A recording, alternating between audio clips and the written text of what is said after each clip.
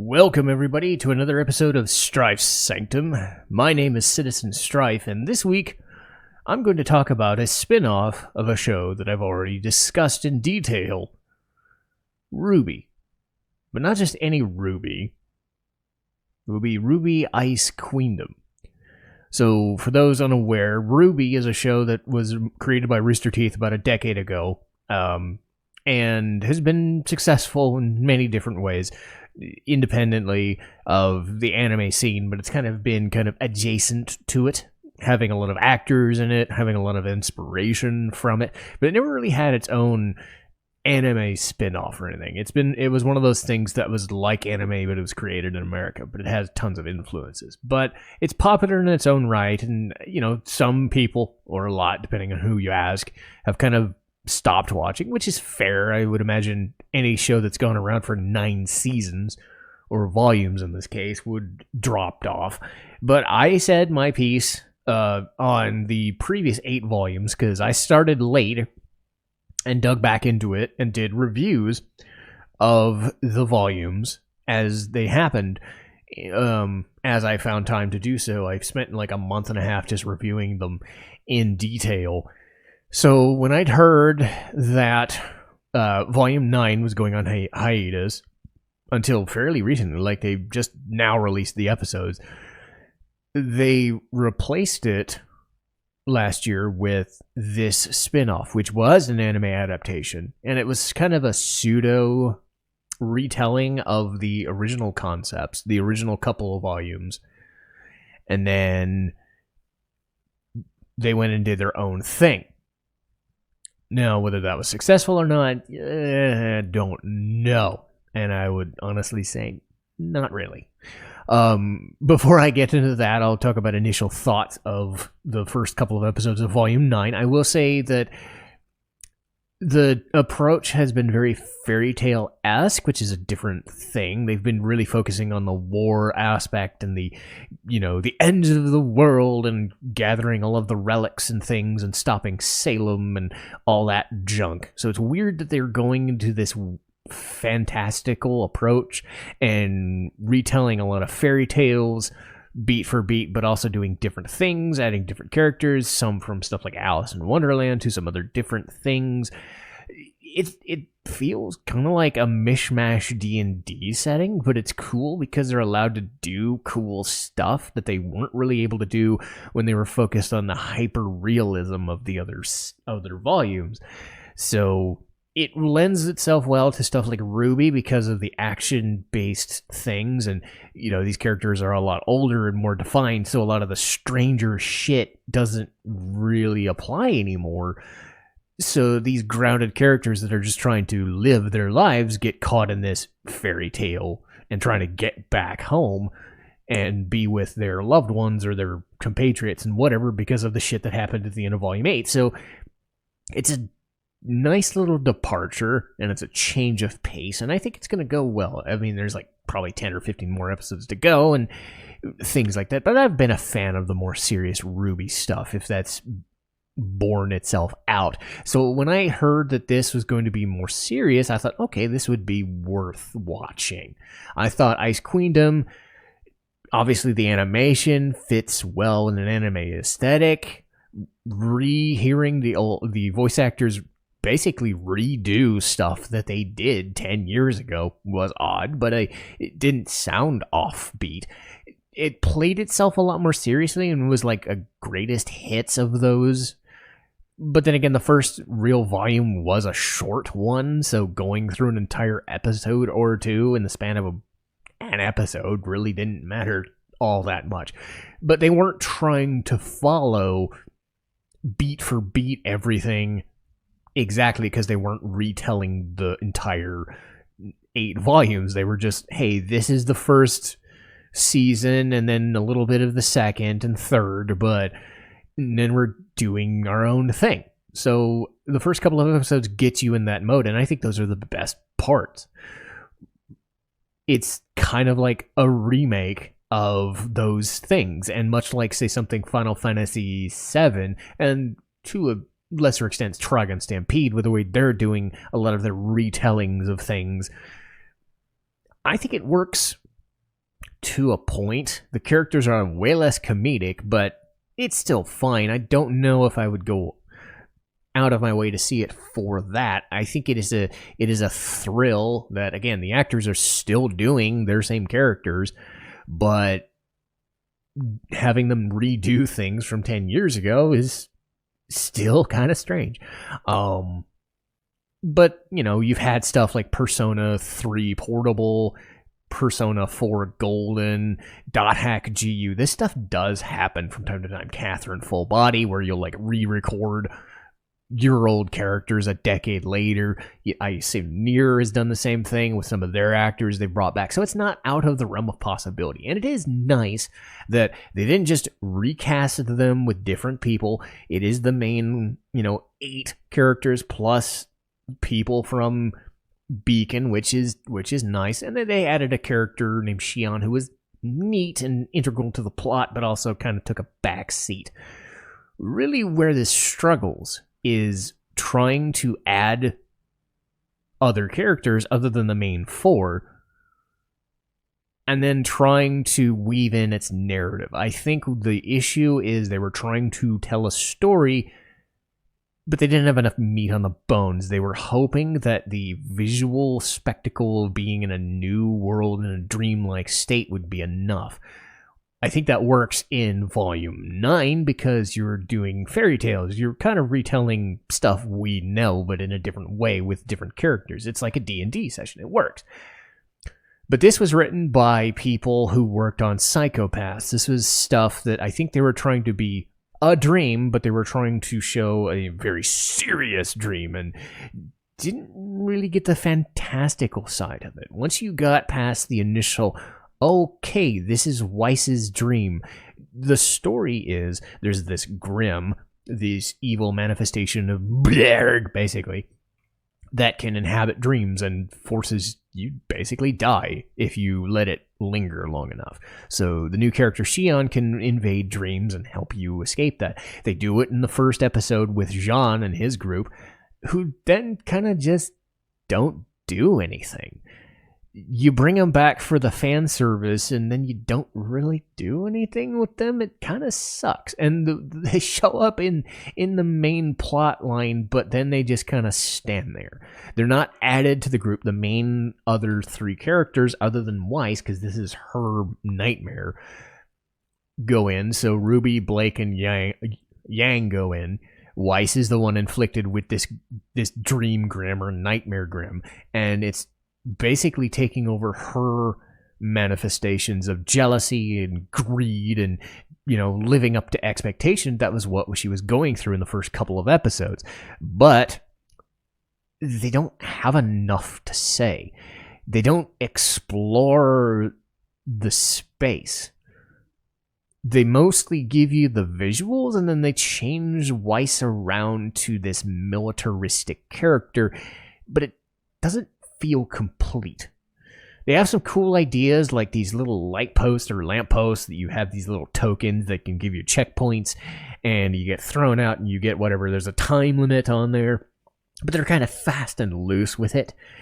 And Blake gets some cool stuff near the end, and the visuals and the fighting scenes are great, especially, like I said, the retelling of the first couple of battles in the first couple of volumes are really well done, and they're a visual spectacle. These were people that made stuff like, this was produced by Shaft, who did March Like a Lion, Madoka Magica, and several, like 20 or 30 different shows over the last 20 years. Like I said, people making Psychopaths. So it's kind of like, you have the writing pedigree and you have the animation pedigree, but you don't have enough to justify. Like, if this was a movie, I think that's where my main criticism is.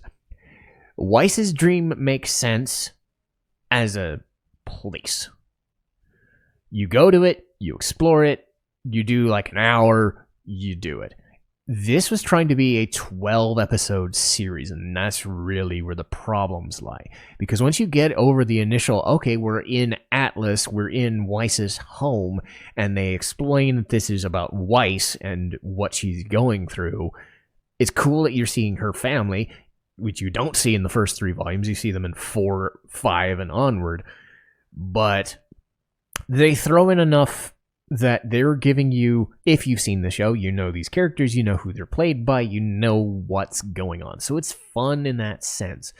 But going in the dream, it's like RWBY gets captured, or Ruby and Blake get captured, or they get thrown into a place that has Jean and Pyrrha. Yes, Pyrrha's back in this because, again, this was made in volume 2, like the volume 1, volume 2 era.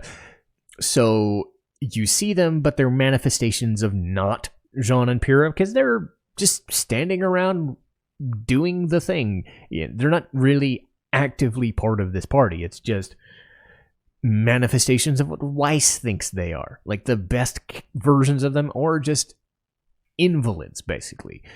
So they're just stuck. They're cut off from everything else. The idea is you're supposed to find this thing, but it's guarding its weak point. It's guarding its weakness. And every step of the way, they keep getting stuck. So you have to band together and all this stuff. And it sounds good in theory, and it leads to a couple of awesome scenes with Blake and Weiss near the end.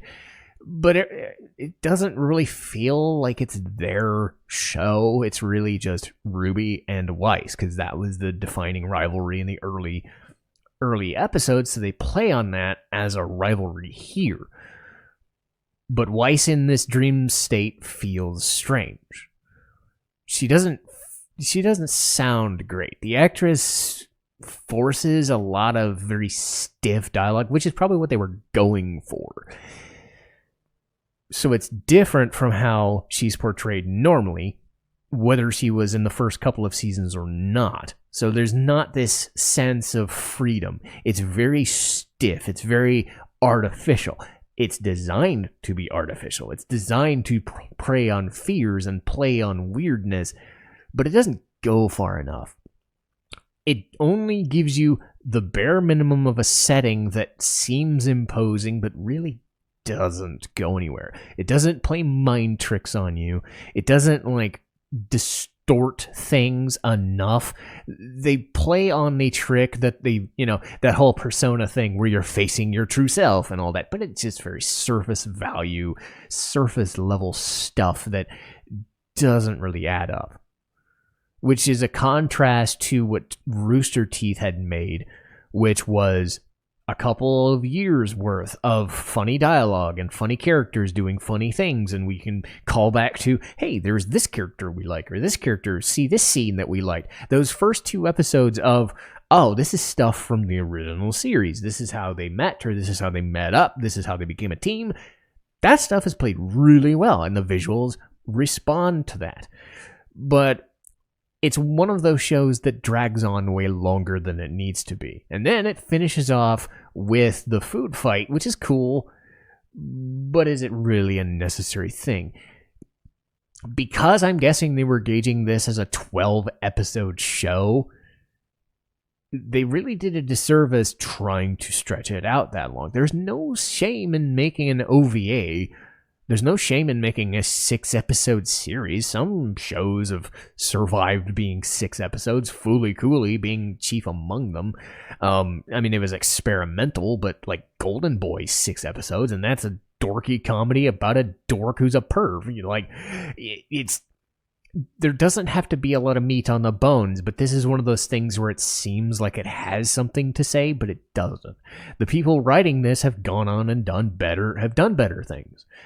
But they've also done stuff like this, which is very frustrating. They've also done Psycho-Pass Season 2, which was very surface-level Psycho-Pass shit after the first season, which was amazing. So it's kind of it's a lot like Psycho-Pass Season 2, where it's just a lot of surface-level guff that gets in the way of what was a promising idea. Which kind of sucks, because like I said, I'm one of the fans of RWBY. I started watching 3 or 4 years ago, midst of season 5 or 6, give or take, and I've gone back and rewatched the show 2 or 3 times, and I've enjoyed it, and I thought it has a lot to offer, so that an anime spin-off should work. If this was a 4-episode show, you get the initial allure, and then you still figure out where you're going and get everything done. But because they had to stretch out a 6 to 8 episode thing to, counteract the 3 episodes that were the good things, you're left with a stuff that just peters out after a while. And there are shows like that. Name a show that feels like, okay, it has a great premise, but after a while it just drags on and you stop caring. This was one of those things. I was engaged, but then I just wanted to give up. So it really disappointed me because I thought there was a lot to offer. You contrast that to something like Trigun Stampede, which kind of started off kind of and has slowly gotten better. I'm only about halfway through that, but I'm at this stage where I feel, okay, Trigun Stampede's leading me somewhere. I feel like it's getting to somewhere and making some strides. This had, let's do the basic skeleton of an idea that was a popular thing, and then try something, but only put in the minimal effort required to do things. I'm not saying they did it as an obligation or a paycheck. I just don't think that for as creative as you can be with a franchise that has a lot of meat on its bones, there is a lot of stuff you can dig into and try. They really didn't. And it kind of sucks because these people do better. So you get a good couple episodes and then you get a lot of and it's just, it's not fun. Honestly, it's not fun talking about iffy shows like this because it's not such a dumpster fire that I hated it, and it's not so good that I just revel in it. This is the definition of, this sounded like good on paper, but in execution didn't work. So it's definitely a skip. I don't know many many shows that I've actually finished that I would recommend people don't, but fair play. But that'll do it for me. This was going to be a quick one, I knew right away, because I've got the Final Fantasy episode next week. After that is Yakuza. We're also going to do Holic and Metal Gear. And eventually I'm going to dip into Mega Man with the Mega Man month. So I'll finish off whatever episodes through April that I have, and then I will pick. I've probably already got in mind what episodes I'm going to do and talk about. But I'm curious going forward what that's going to feel like in the experience, because Mega Man is something that I have some knowledge with and have experienced in different ways, but I haven't dug deep into it like I intend to. I did the Mega Man X episode because that was my favorite, but this is going to be a cool experiment to try and see what are the other franchises going to give me. What is Mega Man Battle Network like? What is Mega Man Zero like? What is some of the other Mega Man games, that early on Mega Mans, or even stuff like Mega Man 7. I haven't chosen what yet, but I'm curious because as I looked, there was tons of Mega Man stuff. So I could do this for years. Mega May sounds like a great thing to do. But that'll do it for me, and I'll see you guys next time. Citizen Strife, signing off.